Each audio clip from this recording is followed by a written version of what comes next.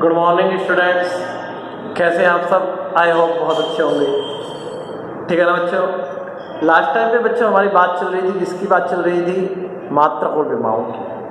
मात्रक और विमाओं की जब हम बात कर रहे थे तो हमने आपको बताया था कि मात्रक और विमाओं के अनुप्रयोग देख लिए थे, सब बात हो गई थी, सीमाएं देख ली थी।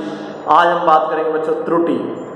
इसकी पीडीएफ आपको नहीं मिलेगी, पीडीएफ में लिख रहा हूँ तो पीडीएफ में तो कोई मतलब ही नहीं रहता है। त्रुटि इधर देखना बच्चों, बात चल रही है त्रुटि की।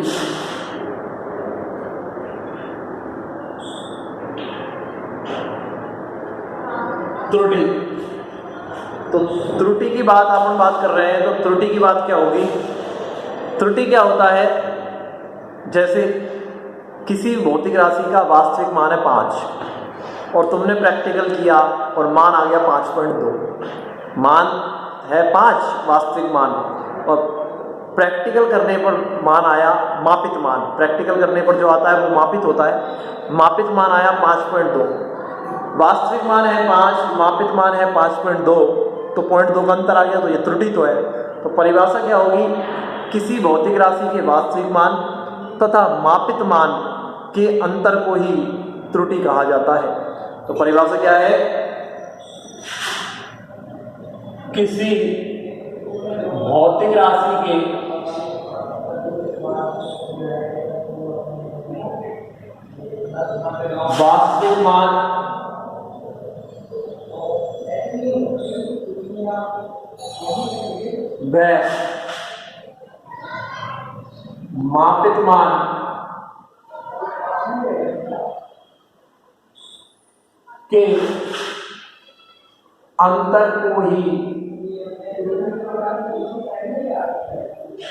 ही त्रुटि कहा जाता है।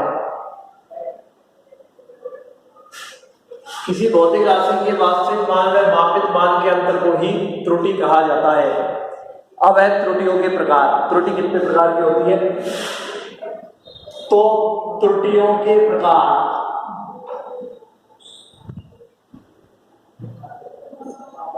त्रुटि 3 प्रकार की होती है। त्रुटि 3 प्रकार की होती है। पहली है क्रमबद्ध त्रुटि। क्रमबद्ध,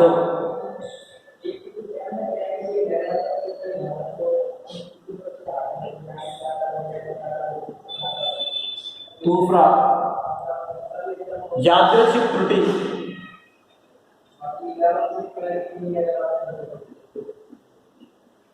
और तीसरा है स्थूल त्रुटि।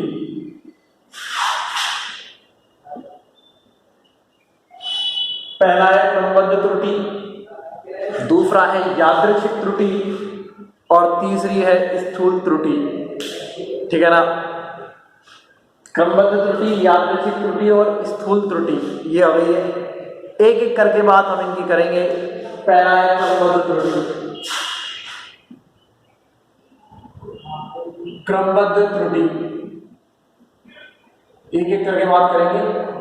क्रमबद्ध त्रुटि, क्रमबद्ध त्रुटि वह त्रुटि होती है जिसमें त्रुटि के कारणों का हमें पता होता है कि त्रुटि किस कारण से आ रही है।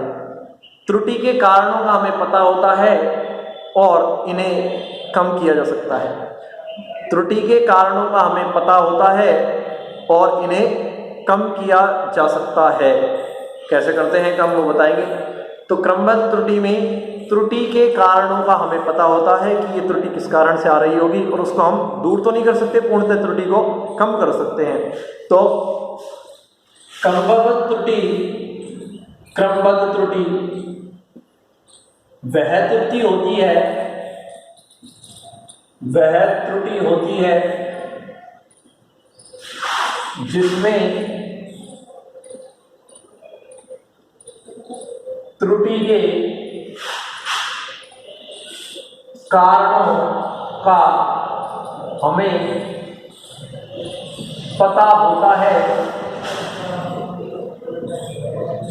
तथा कारणों का हमें पता होता है तथा इन्हें कम किया जा सकता है। इन्हें कम किया जा सकता है।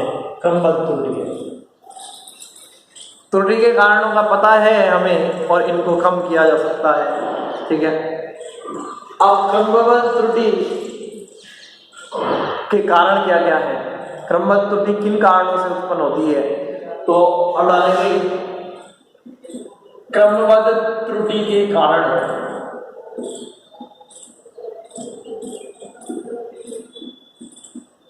कि क्रमबद्ध त्रुटि किन कारणों से उत्पन्न होती है। क्रमबद्ध त्रुटि का कारण क्या है, पहला यांत्रिक कारण। ठीक है ना, यांत्रिक कारण तो यंत्रों की खराबी के कारण त्रुटि। पहला क्या कारण है, यंत्रों की खराबी के कारण त्रुटि। यंत्रों की खराबी के कारण त्रुटि। यंत्रों की खराबी के कारण त्रुटि, इधर सुनना बच्चों, यंत्रों की खराबी के कारण त्रुटि किस प्रकार से है, यानी कि आपने जो यंत्र लगा रखे हैं प्रैक्टिकल करने के लिए वही आपके खराब है, वही आपके सही रीडिंग नहीं दे रहे हैं, पुराने हैं, यानी कि उन पर कॉपर जमा हुआ है, यानी कार्बन आ गया है। ठीक है ना, तो यंत्रों की खराबी के कारण भी त्रुटि आ जाती है। तो अच्छे क्वालिटी के यंत्र आपके नहीं है, तो इस त्रुटि को दूर करने के लिए, यंत्रों की खराबी के कारण जो त्रुटि आ रही है उसको दूर करने के लिए अच्छी गुणवत्ता के यंत्रों का प्रयोग में लेना चाहिए प्रैक्टिकल करते समय। तो इसे दूर करने के लिए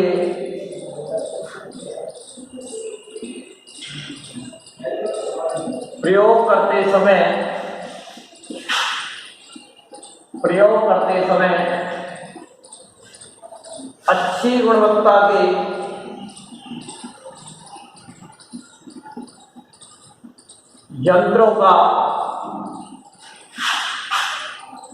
के यंत्रों का प्रयोग किया जाना चाहिए।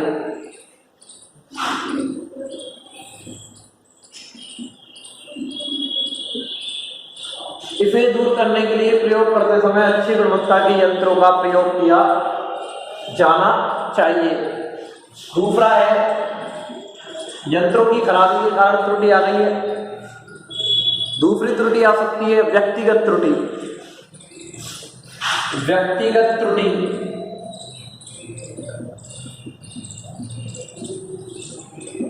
क्रमबद्ध त्रुटि का कारण है, यंत्रों की खराबी के कारण त्रुटि। दूसरा है व्यक्तिगत त्रुटि। व्यक्तिगत त्रुटि का मतलब, मान लो मैं रीडिंग ले रहा हूँ, मैं प्रैक्टिकल कर रहा हूँ और मुझे पूर्ण नॉलेज ही नहीं है, उसकी पूर्ण ज्ञान ही नहीं है कि प्रैक्टिकल कैसे करते हैं, प्रैक्टिकल में कैसे इसको जोड़ना है, तारों को कैसे जोड़ना है, तब भी त्रुटि आ जाती है। तो व्यक्ति को, प्रैक्टिकल करने वाले व्यक्ति को, प्रायोगिक करने वाले व्यक्ति को संपूर्ण ज्ञान होना चाहिए। तो इसे दूर करने के लिए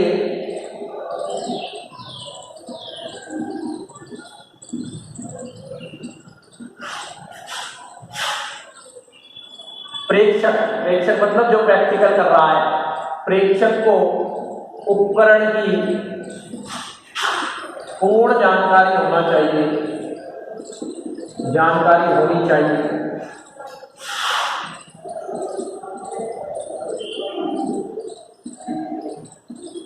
पूर्ण जानकारी होनी चाहिए। इसे दूर करने के लिए प्रेक्षक को उपकरण की पूर्ण जानकारी होनी चाहिए। व्यक्तिगत त्रुटि, ठीक है, तो व्यक्तिगत त्रुटि मेरे कारण आ सकती है। मैं जो उपकरण जोड़े हैं मुझे ज्ञान ही नहीं है, तो मुझे पूरी जानकारी होनी चाहिए। प्रेक्षक मैं हूँ, मैं रीडिंग ले रहा हूँ, तो प्रेक्षक कौन है, मैं हूँ, तो मुझे पूर्ण जानकारी होना चाहिए। ठीक है ना। तीसरा है पूर्ण स्थिरता की कमी के कारण त्रुटि। पूर्ण स्थिरता की कमी के कारण त्रुटि। और पूर्ण स्थिरता की कमी के कारण त्रुटि क्या होती है बच्चों, इधर सुनना। पूर्ण स्थिरता की कमी के कारण त्रुटि का मतलब है कि त्रुटि हमको पता है कि किस कारण से आ रही है, लेकिन हम उसको दूर नहीं कर पा रहे हैं। त्रुटि के कारणों का पता होते हुए भी हम उसे दूर नहीं कर पा रहे हैं, वो पूर्ण स्थिरता की कमी के कारण त्रुटि होती है। जैसे कि हमको पता है कि इस उपकरण में इसके कारण त्रुटि आ रही है, लेकिन उस चीज़ को लगाना भी जरूरी है। जैसे एक प्रैक्टिकल चलता है मीटर सेतु का, तो मीटर सेतु के प्रैक्टिकल में तांबे की पत्तियां लगी होती हैं, तो बिना तांबे की पत्तियों के प्रैक्टिकल होता ही नहीं है, और तांबे की पत्तियों के कारण प्रतिरोध परिवर्तित हो जाता है। तो तांबे की पत्ती लगाना भी जरूरी है, और तांबे की पत्ती लगाएंगे तो उसके कारण प्रतिरोध बदलता है, ठीक है ना। तो हमको पता है कि तांबे की पत्ती के कारण कुछ ना कुछ त्रुटि आ रही है, लेकिन हम उसको हटा भी नहीं सकते। तो पूर्ण स्थिरता की कमी के कारण त्रुटि का मतलब होता है कि इसमें हमें त्रुटि के कारणों का पता होता है, लेकिन फिर भी उन्हें दूर नहीं किया जा सकता, ठीक है ना। इसमें हमें त्रुटि के कारणों का पता होता है, लेकिन फिर भी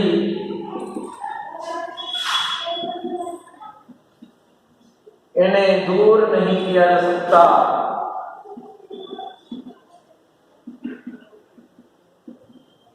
इससे भी त्रुटि आ जाती है भाई साहब। और चौथा है बाह्य कारकों के कारण त्रुटि। बाह्य कारकों के कारण त्रुटि। बाह्य कारकों के कारण त्रुटि का मतलब है, जैसे बाह्य कारक है ताप, दाब, आयतन। यदि बाह्य कारक ताप बदल गया, आयतन बदल गया, दाब बदल गया, तो इस कारण भी त्रुटि आ सकती है। तो बाह्य कारकों के कारण त्रुटि, बाह्य कारकों ताप, दाब इत्यादि के परिवर्तित हो जाने पर भी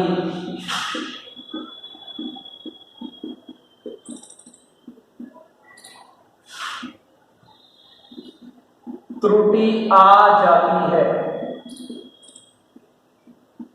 तो यानी जिस जगह पर आप प्रैक्टिकल कर रहे हैं उस जगह का ताप, दाब, आयतन क्या रहना चाहिए, फिक्स रहना चाहिए। ये नहीं कि कम ज्यादा हो रहा है, तो उससे भी क्या आ जाती है, त्रुटि आ जाती है। तो ये हमने कौन सी त्रुटि की बात कर ली है बच्चों, क्रमबद्ध त्रुटि की। कल हम बात करेंगे, क्रमबद्ध त्रुटि हो गई है, बहुत ही आसान है, कुछ नहीं है। कल हम बात करेंगे यादृच्छिक त्रुटि और स्थूल त्रुटि की। किसकी बात करेंगे, यादृच्छिक त्रुटि और स्थूल त्रुटि की, दोनों की बात होगी कल, दोनों कर लेंगे कल हम। फिर और भी कई प्रकार की त्रुटि है, त्रुटियों का संयोजन है। आराम से हम पढ़ रहे हैं, कोई दिक्कत वाली बात ही नहीं है, ठीक है ना। आराम से हमारा कोर्स चल रहा है और रोज चल रहा है, ठीक है ना। आप पढ़ते रहे मेरे साथ, नोट्स बनाते रहे, जो भी पढ़ लिया है उसको रिवाइज करें। बेसिक पढ़ लिया है उसको रिवाइज करें, पहला चैप्टर हो गया है उसको पढ़ें, दूसरा चैप्टर हो गया है उसको पढ़ें। एक दिन हम आपका टेस्ट भी ले लेंगे, आपको PDF दे देंगे टेस्ट की, ये आपको क्वेश्चन करने हैं, ठीक है ना। दूसरा चैप्टर हो जाएगा तब तो आपको उसका पेपर भी करना पड़ेगा, ठीक है ना। मेरे साथ पढ़ते रहें, बेस्ट ऑफ लक, ध्यान रखें अपना, ठीक है ना।